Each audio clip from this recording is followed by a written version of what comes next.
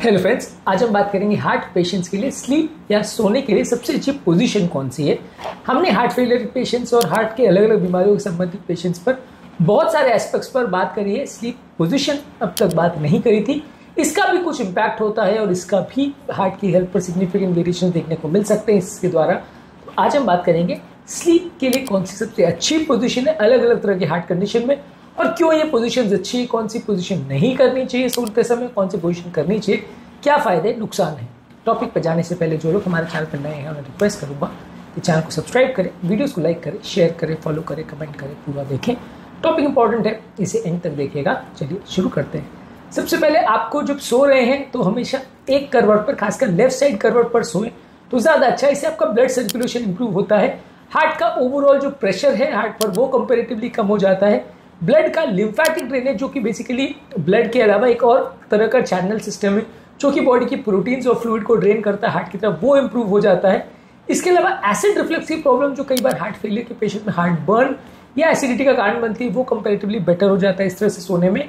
और इसके अलावा किसी व्यक्ति को अगर साथ में स्लीप एपनिया वगैरह का प्रॉब्लम है तो वो भी बेटर हो जाता है। Congestive heart failure, high blood pressure और गैस्ट्रोइसोफेजियल रिफ्लक्स डिजीज वाले पेशेंट्स पे लेफ्ट साइड पे करवट पर सोना अच्छा है। इसके अलावा अगर आपको छाती में दर्द का प्रॉब्लम है या हार्ट फेलियर का प्रॉब्लम है तो फिर आपको सीधा सोना चाहिए, यानी पीठ के बल सोना चाहिए और सिर को थोड़ा सा एलिवेटेड रखना चाहिए। इस तरह के पेशेंट्स को यदि सिर को थोड़ा एलिवेट करके रखें तो ग्रेविटी के इफेक्ट से जो पांव से एक्स्ट्रा ब्लड हार्ट की तरफ आता है, जिसे हार्ट अक्सर टॉलरेट नहीं कर पाता है, हार्ट फेलियर बिगड़ता है, लंग्स में पानी भरता है, वो कंपेरेटिवली कम हो जाएगा। इसके लिए आप कर सकते हैं एक एडजस्टेबल बेड, जिसमें बेड का सिराने को थोड़ा उठा सकते हैं या एक्स्ट्रा पिलोज को आप रख सकते हैं, जो कि लंग्स में एक्स्ट्रा पानी भरने के प्रॉब्लम को कुछ हद तक कम करेगा।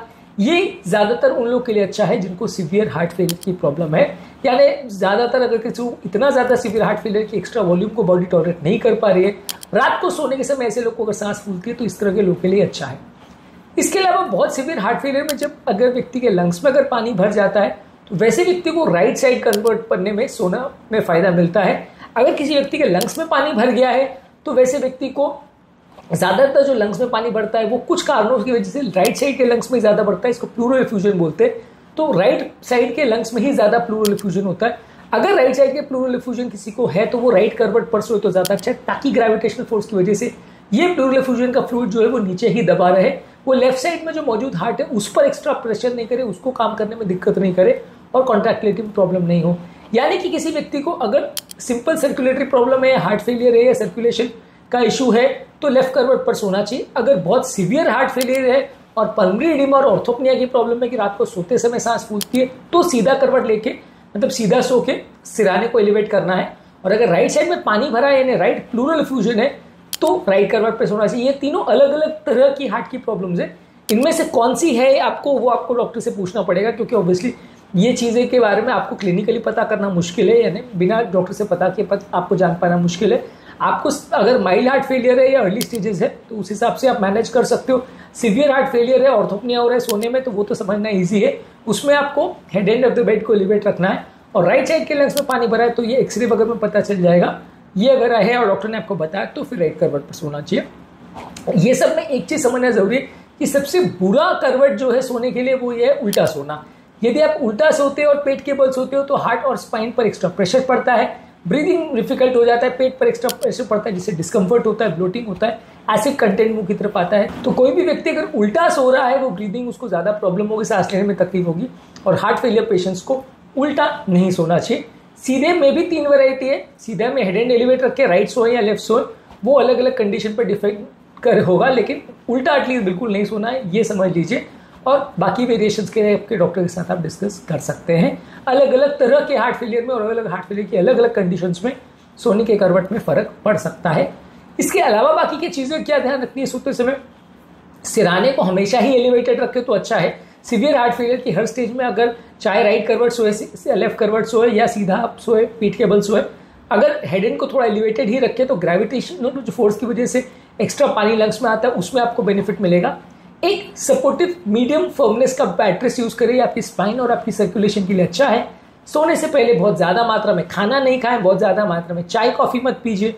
इसके अलावा पानी पीजिए, लेकिन बहुत ज्यादा पानी नहीं मत पीजिए, खासकर सोने से पहले बहुत ज्यादा मात्रा में पानी पिएंगे तो सांस ज्यादा फूलेगी। कई हार्ट फेलियर के पेशेंट में स्लीप एपनिया की प्रॉब्लम होती है तो वहाँ सीपैप मशीन का प्रयोग कर सकते हैं। इससे स्लीप एपनिया की प्रॉब्लम और उससे रिलेटेड हार्ट फेलियर में फ़ायदा मिलेगा।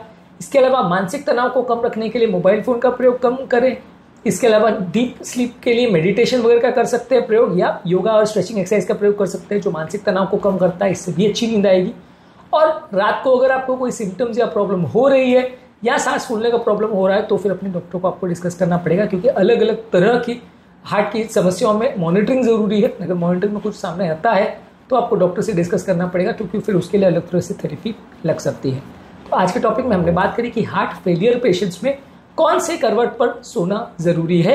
अलग अलग तरह के फेलियर पेशेंट्स में अलग अलग तरह के इश्यूज हो सकते हैं, इसके लिए इस बारे में थोड़ा जानकारी होना जरूरी है। आई अंडरस्टैंड कि इसमें थोड़ा सा आपको कंफ्यूजन हुआ होगा कि भाई मुझे कौन सा टाइप का हार्ट फेलियर है, मैं कैसे जानूं। इसके लिए आपको आपके डॉक्टर की मदद लेनी पड़ेगी, क्योंकि हर केस में थोड़ी वेरिएशन हो सकते हैं। खासकर जो लंग्स में पानी भरने का इशू है और ऑर्थोपनी का इशू है वो आपको थोड़ा सा डॉक्टर से पूछना पड़ेगा, लेकिन थोड़ा सा इसका वेरिएशन से फर्क पड़ता है। एटलीस्ट इतना जानना जरूरी है, एटलीस्ट उल्टा नहीं सोए इतना जरूरी है। बाकी चीज़ों के लिए आप अपने डॉक्टर से पूछ के अपने लिए थोड़ा सा एक टेलर मेड अप्रोच डिजाइन कर सकते हैं कि आपको किस करवट पे सोना फायदा होगा। एटलीस्ट इतना समझना भी जरूरी है आपके लिए कि इससे फर्क पड़ता है। ज़्यादातर लोग को इस बारे में पता ही नहीं होता है कि इससे फर्क पड़ता है, जिससे कि प्रॉब्लम्स बढ़ती है। आज के टॉपिक में हमने बात करी पोस्चर का इफेक्ट हार्ट फेलियर पेशेंट पे सोने के लिए। उम्मीद करूंगा कि आज के टॉपिक में कुछ नई बातें जानने को मिली होगी। जो लोग हमारे चैनल पर नए हैं मैं रिक्वेस्ट करूंगा कि चैनल को सब्सक्राइब करें, वीडियोस को लाइक करें, शेयर करें, फॉलो करें, कमेंट करें, पूरा करें।